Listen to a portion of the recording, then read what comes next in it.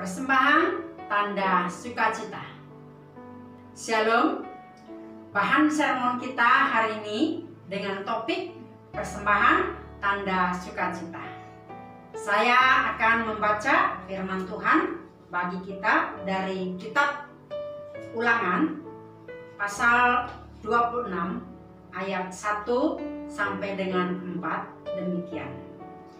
Apabila engkau telah masuk ke negeri yang diberikan Tuhan Allahmu kepadamu menjadi milik pusakamu, dan engkau telah mendudukinya dan diam di sana, maka haruslah engkau membawa hasil pertama dari bumi yang telah kau kumpulkan dari tanahmu yang diberikan kepadamu oleh Tuhan Allahmu, dan haruslah engkau menaruhnya dalam bakul, kemudian pergi ke tempat yang akan dipilih Tuhan Allahmu untuk membuat namanya diam di sana. Dan sesampainya kepada imam yang ada pada waktu itu, haruslah engkau berkata kepadanya, aku memberitahukan pada hari ini kepada Tuhan Allahmu bahwa aku telah masuk ke negeri yang dijanjikan Tuhan dengan sumpah kepada nenek moyang kita untuk memberikannya kepada kita. Maka imam harus menerima bakul itu dari tanganmu dan meletakkannya di depan mezbah Tuhan Allahmu. Demikian firman Tuhan. Bapak Ibu Saudara yang kekasih di dalam Kristus, gagasan memberi persembahan kepada Allah ini diterapkan dalam kehidupan umat Israel. Istilah memberi persembahan kepada Allah sangat sering digunakan sehubungan dengan korban dari ternak maupun dari tanaman sebagai persembahan buah sulung atau hasil pertama yang diasingkan Allah bagi dirinya sendiri, dibawa kepada imam dan dikorbankan atau dipersembahkan. Renungan ini sedikit memberi pengertian tentang persembahan persepuluhan. Yang pertama, di dalam hukum Allah, bangsa Israel diwajibkan untuk memberikan persembahan yang kemudian menjadi bentuk persepuluhan, yakni 1/10 dari ternak dan hasil tanah mereka, dan juga 1/10 dari penghasilan mereka, sebagai pengakuan bahwa Allah telah memberkati kehidupan mereka. Persepuluhan ini terutama dipergunakan untuk biaya-biaya ibadah dan sokongan bagi kehidupan para imam atau Lewi. Allah menganggap umatnya bertanggung jawab untuk mengatur sumber-sumber penghasilan yang telah diberikannya kepada mereka di tanah perjanjian itu. Yang kedua, inti persepuluhan ialah pengertian bahwa Allah memiliki segala sesuatu. Manusia diciptakan olehnya dan mereka berhutang kepadanya untuk setiap hirupan nafas. Jadi tidak seorang pun yang mempunyai sesuatu tanpa terlebih dahulu menerimanya dari Allah. Di dalam hukum-hukum mengenai persepuluhan, Allah hanya memerintahkan mereka untuk mengembalikan kepadanya apa yang pertama-tama telah diberikannya kepada mereka. Di dalam perikop ini, umat Israel memberi persembahan bukan karena Tuhan kekurangan sehingga membutuhkan pemberian manusia, tetapi karena alasan lain. Yang pertama adalah agar umat selalu ingat bahwa tanah subur yang diberikan Allah kepada mereka, yaitu berlimpah-limpah susu dan madunya, di mana mereka tinggal, adalah pemberian Tuhan. Inilah negeri yang dijanjikan Tuhan dengan sumpah kepada nenek moyang mereka untuk memberikannya kepada umat itu. Mereka harus senantiasa mengaku dengan rasa syukur bahwa warisan mereka di Kanaan adalah anugerah penebusan Tuhan untuk memenuhi sumpahnya kepada para leluhur mereka. Mereka diwajibkan mengungkapkan syukur sukacita dan penyerahan mutlak mereka dengan mempersembahkan hasil pertama kepada Tuhan. Yang kedua adalah agar umat Tuhan menghormati Tuhan dengan datang dan beribadah beribadah kepadanya. Firman Tuhan, pergi ke tempat yang akan dipilih Tuhan Allahmu untuk membuat namanya diam di sana. Di ayat 2b dan ayat 10, kalimat ini mengungkapkan penghormatan kepada Tuhan. Mereka harus menyediakan waktu untuk membawa persembahan dan beribadah kepada Tuhan. Yang ketiga adalah agar umat mengingat perbuatan Tuhan di masa lampau. Saat membawa persembahan hasil pertama, mereka harus mengingat kembali perbuatan Tuhan di masa lalu, di mana pada saat itu bahwa Abraham, bapa leluhur mereka yang sudah pergi ke Mesir, menjadi suatu bangsa yang besar.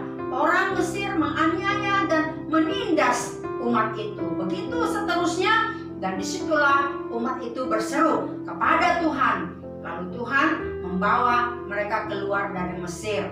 Kita membaca ayat 5 sampai dengan ayat 8. Dengan demikian, mereka selalu mengingat latar belakang mereka dan bagaimana Tuhan mengasihi kehidupan mereka. Jadi persembahan itu merupakan ungkapan rasa syukur dan sukacita atas kebaikan Tuhan. Diharapkan Israel senantiasa ingat bahwa keberadaan dan penebusan mereka itu terjadi karena apa yang Tuhan lakukan bagi mereka. Makna persembahan ini mengandung banyak prinsip penting mengenai penata layanan keuangan yang berlaku bagi orang percaya pada saat kita sekarang. Pertama, pemberian persembahan kepada Tuhan bukanlah sumbangan. Tuhan tak perlu disumbang karena Dia Maha Kuasa, Dia Maha Kaya, Dia sumber kehidupan. Tapi persembahan kita adalah bukti iman dan tanda sukacita karena berkat-berkat yang telah diberikan kepada kita. Mari hitunglah berkat Tuhan. Yang kedua, kita harus ingat bahwa segala milik kita adalah milik Tuhan. Yang penting bagaimana kita menjadi pengelola, menjadi pengurus yang baik.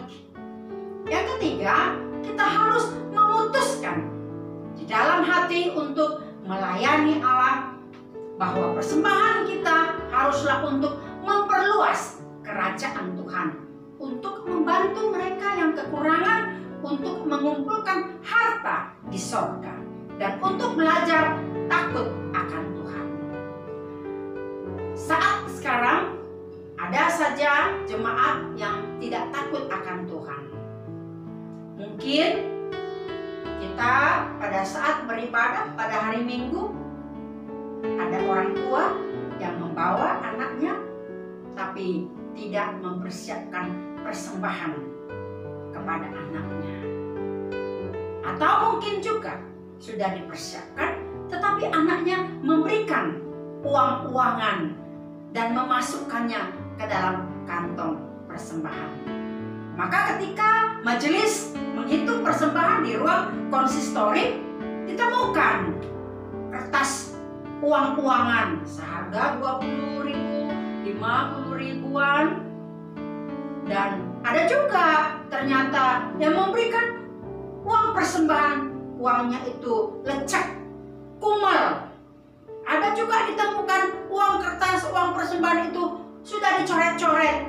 Gambar uang yang ada di kertas uang itu sudah diberikan kumis-kumis atau janggutnya.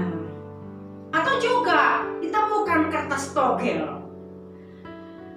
Bapak Ibu, saudara yang kekasih, mari kita memberikan persembahan dengan sukacita, bukan dengan paksaan.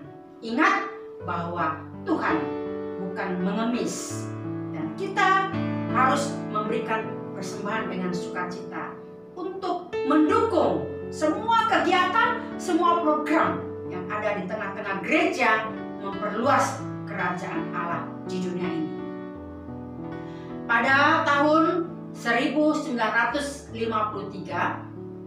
seorang yang bernama Edmund Hillary dan temannya Tenzing Norgay dinobatkan sebagai orang pertama yang berhasil mendaki gunung tertinggi di dunia, yaitu Gunung Everest.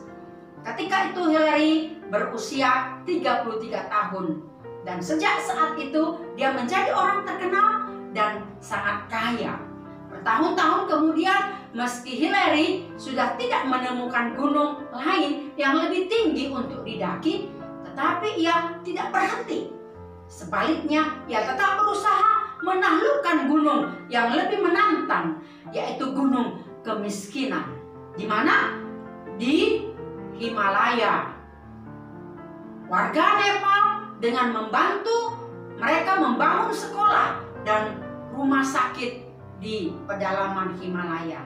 Tugas mulia itu ia kerjakan sampai akhir hidupnya pada tahun 2008 yang lalu.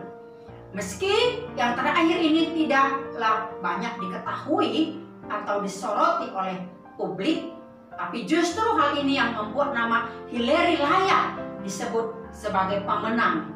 Dan inilah salah satu fakta tentang pelayanan dan persembahan yang kudus di hadapan Allah, penuh dengan sukacita. Apa jadinya bila setelah mendaki Gunung Everest, Hillary memutuskan pensiun dan tidak berbuat apa-apa? Bisa dipastikan Hillary akan mengalami hidup yang terasa tak berarti, tak berguna. Hidupnya akan hampa dan tak ada nilainya. Ya, melayani orang lain adalah kebutuhan kita. Dan untuk itu jugalah kita diciptakan, dihadirkan di dunia ini. Itulah faktanya. Jadi, marilah kita melihat di sekeliling kita, lalu lakukanlah yang bisa kita kerjakan. Karena rahasia kebahagiaan adalah melakukan sesuatu bagi orang lain. Itulah sebagai persembahan sukacita kita bagi Allah. Persembahan sekecil apapun yang kita lakukan berharga di hadapan Allah dan menjadi berkat bagi orang yang membutuhkannya. Bapak Ibu Saudara yang kekasih, berilah persembahanmu dengan sukacita kepada Allah. Dan marilah ikut ambil bagian dalam kerajaan Allah untuk memperluas kerajaan Allah di tengah-tengah dunia ini. Jadilah berkat bagi siapapun di dalam hidupmu. Amin. Tuhan Yesus memberkati kita semuanya.